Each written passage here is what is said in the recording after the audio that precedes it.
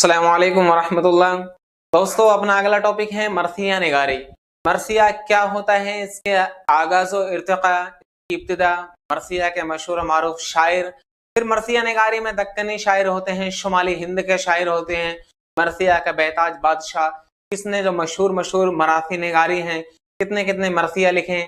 ये बहुत सारे पूछ ले जाते हैं कि भाई उसके कितने दबिस्तान हैं, जैसे सॉरी दबिस्तान दिल्ली में कौन कौन से हैं, दबिस्तान लखनऊ में कौन कौन से हैं, या उनके क्या है दास्तान वगैरह, जो भी उन्होंने कुछ मजमुआ संग्रह वगैरह लिखा है, मजमुआ लिखा है मरसिया का, उसमें कुल कितने हैं। इस तरह के क्या उल्टे सिल्टे क्वेश्चन पूछे जाते हैं अक्सर मरसिया निगारी से, या कुछ डेफिनेशंस भी आ जाती हैं। तो ये आइए देखते हैं मरसिया निगारी क्या है। देखिए, मरसिया जो एक लफ्ज है, ये मरसिया अरबी जबान का लफ्ज है और जिसके माने होते हैं रोना पीटना, आहो बुका करना, चिल्लाना चीखना। ठीक है, ये मरसिया के माने होते हैं। और मरसिया अरबी जबान के लफ्ज रसा से बना है। ठीक है, किससे बना है? रसा से। इसके ही माने होते हैं रोना, आहो बुका करना। आहो बुका मतलब वो ये चीखना चिल्लाना, रोना चिंगाड़ना। ठीक है, मरने के बाद किसी पर रोते चीखते हैं ना, वो वाले।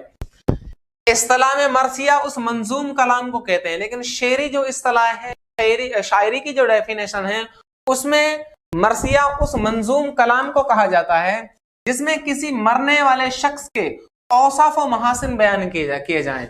यानी एक शख्स मर गया, अब उसके मरने के बाद उसकी खूबियां अच्छाइयां बयान की जाएं, किसमें? शेर के अंदाज में।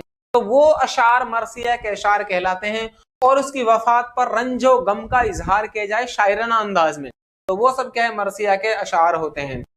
आपको एक बात बता दें, देखिए मरसिया जो होता है, मरसिया की दो किस्में होती हैं, करबलाई मरसिया और शख्सी मरसिया। जब भी मरसिया का लफ्ज अगर दिमाग में आता है तो सीधा क्या दिमाग कहाँ जाता है? करबला की तरफ। इसलिए कि यही कॉमन सी बात है कि भाई जो भी मरसिया होते हैं वो सब शुहदा करबला के ऊपर लिखे गए। हज़रत इमाम हुसैन रज़ी अल्लाह तआला अन्हु और उनके अइज़्ज़ा व अकारिब की जो शहादत हुई थी करबला के मैदान में, ठीक है, उनकी याद में जो भी शायरी की गई, बस उसे ही मरसिया कहते हैं। ऐसा नहीं है। देखिए, मरसिया तो किसी भी बुजुर्ग की, किसी भी नेक जो व्यक्ति होता है, या किसी भी आदमी, इंसान, बच्चा, बूढ़ा, किसी की भी याद में आप लिख सकते हैं शायरी, वो मरसिया ही होती है। उसकी याद में रंजो गम के अशार लिखना, यही मरसिया होता है।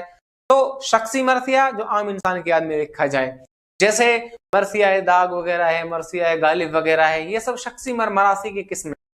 ठीक है, तो हम आपको बता दे रहे हैं। उर्दू में जब लफ्ज मरसिया का इस्तेमाल होता है तो इससे वो नज्म समझी जाती है जो हजरत इमाम हुसैन और उसके आइज़्ज़ा व अकारिब की शहादत पर लिखी जाए, है ना। हालांकि सिंफ मरसिया देखिए अरबी जबान से फारसी में, फारसी से उर्दू में, जिस तरह कसीदा और गजल वगैरह आई, तो मरसिया भी क्या है? अरबी से फारसी में आया, फारसी से उर्दू में घूम गया। ठीक है, मरसिया निगारी में उर्दू में जो रज़मिया शायरी की कमी महसूस होती थी, वो पूरी हो गई थी। तो क्वेश्चन बहुत इंपॉर्टेंट बनता है कि उर्दू शायरी में रज़मिया शायरी की कमी किस सिन्फ़े सुखन से मुकम्मल हुई? तो मरसिया निगारी से हुई थी। ठीक है, रज़मिया शायरी की कमी किससे हो गई पूरी? मरसिया निगारी से। बहुत इंपॉर्टेंट चीजें आपको अच्छे से याद होनी चाहिए। ठीक है, तारीखी एतबार से मरसिया सबसे पहले शुअराए अरब ने लिखे, यानी मरसिया निगारी में सबसे पहले अरबी शायरी में हुई है। अगर क्वेश्चन हुआ है कि भाई तारीखी एतबार से सबसे पहले मरसिया निगारी किन्होंने की, तो अरबियों ने की थी, अरबी शायरों ने की थी। सबसे पहले मरसिया अरब में लिखे गए थे। ठीक है, ये मरसिया का एक इतिहास है। उसके बाद देखिए अरबी शायरी से फारसी शायरी में, ईरान वगैरह में पहुंचा मरसिया। ईरान में फारसी अदब को मरसिया गोई अरबी अदब की देन है, और फारसी अदब में खूब मरसिया लिखे गए। उसके बाद फारसी से उर्दू में आ गई। उर्दू में मरसिया निगारी का आगाज दक्कन से हुआ।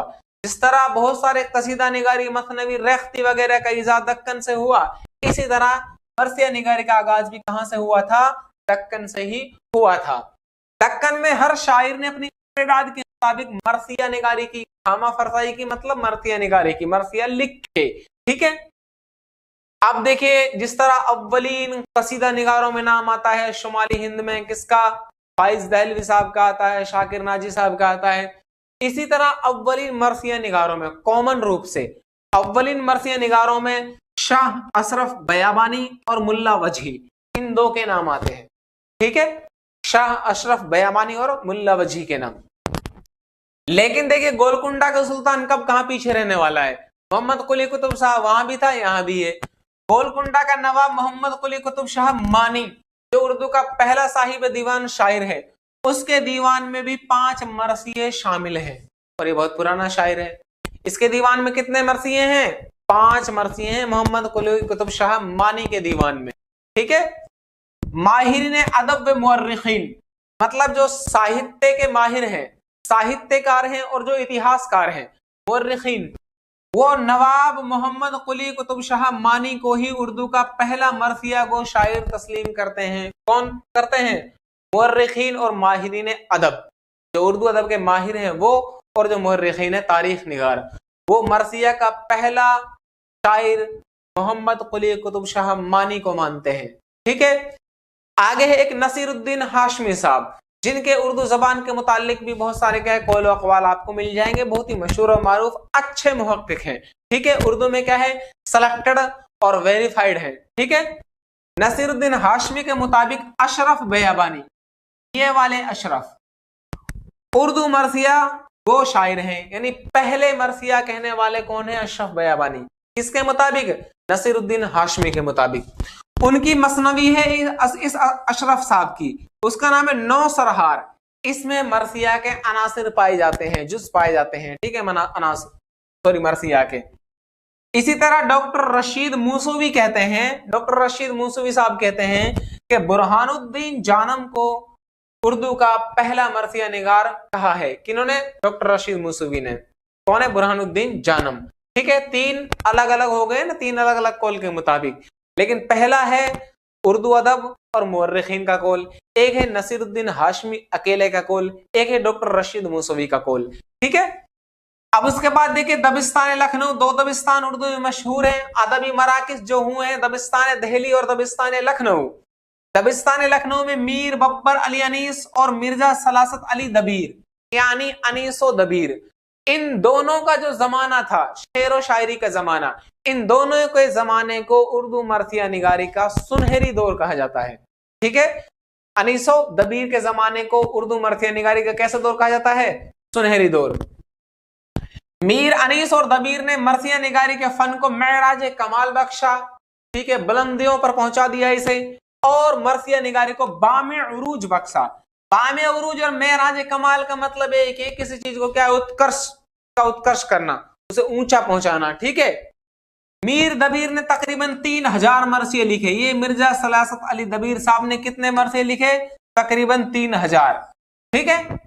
और मीर बब्बर अली अनीस को उर्दू मरसिया का बेताज बादशाह कहा जाता है। जिस तरह कसीदा निगारी का आफताब व महताब, कसीदा निगारी का बेताज बादशाह किसे कहा जाता है? सौदा को। इसी तरह मीर अनीस को कसीदा निगारी का आफताब व महताब, मरसिया निगारी का क्या है? बेताज बादशाह मीर अनीस को कहा जाता है। ठीक है। बेताज बादशाह। इनकी एक किताब है मीर अनीस साहब की, मरासिये अनीस। इस मरासिये अनीस किताब में 5 जिल्दें हैं। कितने जिल्दों पर ये किताब है? 5 जिल्दों पर, 5 भाग हैं, 5 पार्ट्स हैं इस किताब के। ठीक है।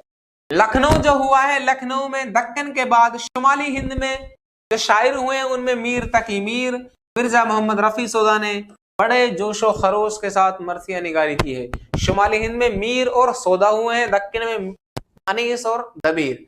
ठीक है।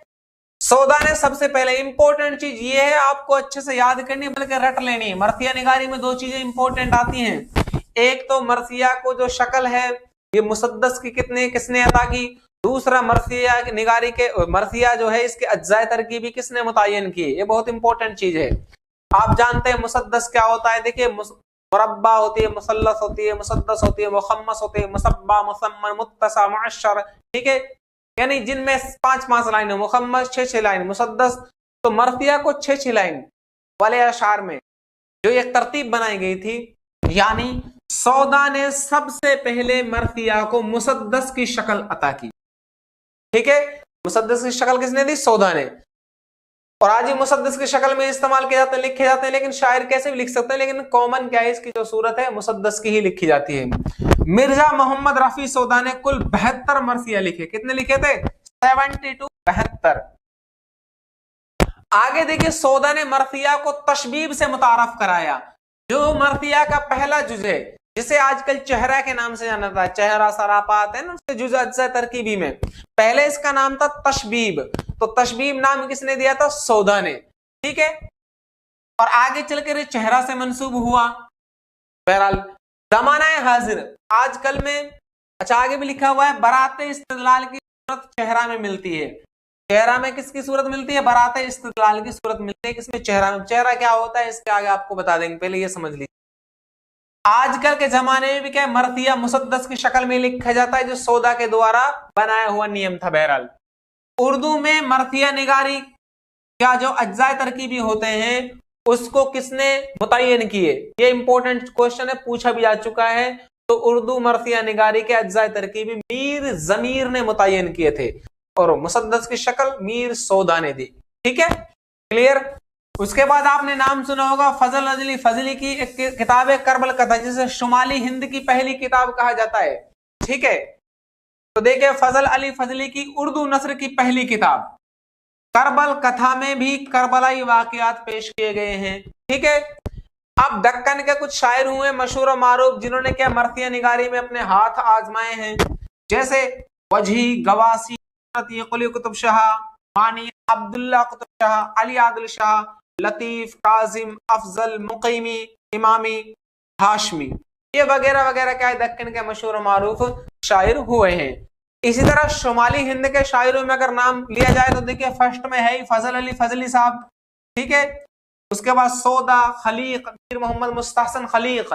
ठीक है, इसी तरह जमीर, अनीस, दबीर, मिस्कीन, दिलगीर, ताशुक, गदा, मूनिस, रईस, गमगीन, ओज, ये क्या है मशहूर मारूफ शुमाली हिंद के शायर हैं। आपको शुमाल और दक्कन दोनों शायर अलग अलग याद रखने हैं। अगर पूछा जाए कि बंदर दिल में दक्कनी शायरी से, दक्कनी मर्सिया निगारी से ताल्लुक रखने वाला शायर है, कौन सा है? सेलेक्ट तब कर पाओगे जब आपको याद हो, बिल्कुल सीधा शायर ये। ठीक है ना।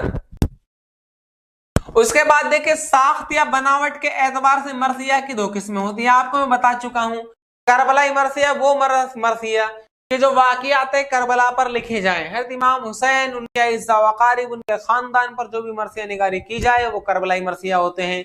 जैसे मीर अनीस का आज शब्बीर पर क्या आलम तन्हाई है। ठीक है, ये मर्सिया है मीर अनीस साहब का। शख्सी मर्सिया कहते हैं ऐसे मर्सिया 14 करबला के अलावा किसी भी शख्स पर जो मर्सिया निगारी की जाए, ठीक है, उसके रंजो गम में, उसकी याद में, तो उसे कहते हैं शख्सी मर्सिया। जैसे मौलाना अल्ताफ हुसैन हाली, शम्सुल उलमा मौलाना अल्ताफ हुसैन हाली साहब का एक मर्सिया है, मर्सिया है गालिब।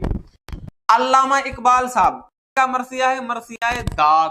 तो मर्सिया है दाग, मर्सिया है गालिब।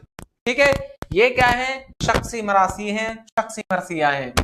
अब देखिए मर्सिया के अज्जा तरकीबी आपको सीरियलिटी से आपको याद होने चाहिए। सीरियल से बहुत इंपॉर्टेंट चीजें पूछे जाते हैं कई बार कि सही तरतीब क्या है। तो जरूरी नहीं आपको शुरू के 4 दे दे, लास्ट के 4 दे दे। कई बार ऐसा होता है एक ये दे दे, एक ये, एक ये, एक ये, लास्ट का 4। अब इनमें तरतीब बिठाते रहो। ठीक है, तो याद होना है आपको जरूरी है। पहला है चेहरा, फिर सरापा, रुखसत, आमद, रज्म, शहादत और एक बैन। सबसे इंपॉर्टेंट 8वां है। ठीक है, बैन। चेहरा क्या होता है? चेहरा को मर्सिया की तमहीद कहा जाता है। इस जुज में क्या क्या बयान किया जाता है? हम्द, नात, मनकबत के अलावा सुबह शाम की मंजर कशी। ठीक है, इसी तरह मौसम की शिद्दत, दुनिया की बेसुबाती वगैरह का बयान होता है चेहरा के तहत, इसमें जो शेयर किए जाते हैं। उसके बाद जो है सरापा होता है। इस जुज में जिस शख्स पर मर्सिया लिखा जा रहा है, जिसके ऊपर हम मर्सिया लिख रहे हैं, उस शख्स के हुस्न जमाल, खद्दो खाल, देखिए खद के माने वैसे गाल के होते हैं, अरबी जबान का वर्ड है खद। ठीक है, लेकिन खद्दो खाल का मतलब ये है चेहरे की बनावट, खूबसूरती बयान करना। ठीक है, हुस्न जमाल, कद्दो कामत। कद्दो कामत मतलब उसकी लंबाई चौड़ाई, उसका बदन कैसी, उसकी क्या है, पूरा जिस्म है मजबूत, और दीगर औसाफ और महासिन बयान किए जाते हैं चेहरे के अंदर। उसके बाद जो हीरो होता है, हीरो जंग में आने के लिए क्या रुखसत लेता है? किससे? अपने खानदान से, अपने करीबी रिश्तेदारों से जंग में जाने के लिए। कहां पर? जंग में जाने के लिए रुखसत लेता है। तो उस रुखसत के मनाजिर को, उस रुखसत के मंजर को इस रुखसत में बयान किया जाता है।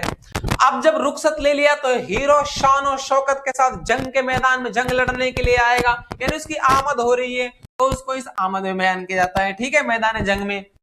और उसके बाद क्या है, उसके खानदान के बारे में, भाई उनका खानदान ऐसा लड़ाकू था, उसके बाप दादा बहुत ज्यादा खतरनाक आदमी थे, मतलब जंग में माहिर थे, ठीक है, जंगजू थे, वही अर्तगल गाजी वाला, ठीक है। तो उन जंगजुओं के हालात है जिंदगी रज्म में। और फिर रज्म में क्या होता है, पूरा जंग का नक्शा खींचा जाता है, यानी हीरो किस शान और शौकत से लड़ा जंग में, ठीक है, किस तरह उसने दुश्मन को पस्ता किया, वो सारी बातें रज्म के अंदर बयान की जाती है। इसको रज्म भी कहते हैं और इसको जंग भी कहते हैं, ठीक है। रज्म का ही दूसरा नाम क्या है, जंग है। अब जब जो हीरो है वो जंग लड़ता लड़ता क्या है, शहीद हो गया, है ना, क्या हो गया, शहीद हो गया, तो शहादत को इसमें बयान किया जाता है, शहादत में। अब शहादत हो गई तो फिर क्या, औरतें रोंगी, चीखेंगी, चिल्लाएंगी, भाई चूंकि शहीद हुआ है तो उसकी मौत पर, तो फिर ये बैन होता है और उसी बैन के लिए शायरी की जाती है, इसी को मरसिया कहते हैं। तो सबसे इंपॉर्टेंट तो 8वां हुआ ना, ठीक है। इस तरह ये मरसिया निगारी है, बहुत इंपॉर्टेंट है, कुछ भी नहीं है, आपको जो था वो आपको बता चुका। रज्म में हीरो के खानदान की तारीफ और तौसीफ बयान की जाती है, रज्म में उसके जंग लड़ने का पूरा नक्शा खींचा जाता है, किस तरह वो जंग लड़ता है, हीरो की शुजाअत, बहादुरी सबको बयान किया जाता है, तलवार पकड़ने की क्षमता, किस तरह का दुश्मनों को गाजर मूली की तरह काट रहा है, वो सब बातें। शहादत, इसमें मैदान जंग में हीरो का दुश्मनों के दरमियान फंसेगा तो बेचारा फिर लास्ट में शहीद हो जाएगा। और फिर बैन मरसिया का अहम जुज होता है, आपको यह याद रखना है, ठीक है। तो ये मरसिया निगारी थी, बहुत इंपॉर्टेंट टॉपिक था, आपको अच्छे से याद रखना है। हर चीज जो आपको बताई गई एकदम सिलेक्टेड, फालतू चीज ऐसी कुछ नहीं है जो आप छोड़ सके, यानी जिसके बारे में आप ये सोचें कि ठीक है यार ये तो नहीं आ सकता, ये तो छोड़ दें, ऐसा कुछ नहीं है।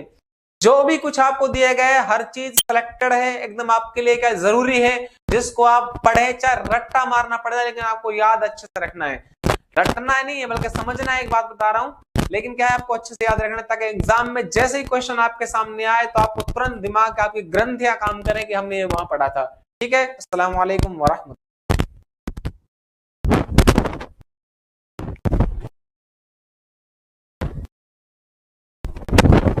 Hello hello.